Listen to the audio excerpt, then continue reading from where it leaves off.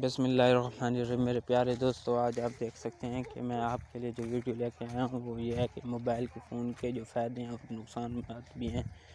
آپ اگر اس کا صحیح استعمال کریں تو کیا فائدے ہیں اور اگر اس کا غلط استعمال کریں تو کیا نقصانات ہیں، اس ویڈیو میں آپ ضرور پورا پڑھ کر سمجھ جائیں گے۔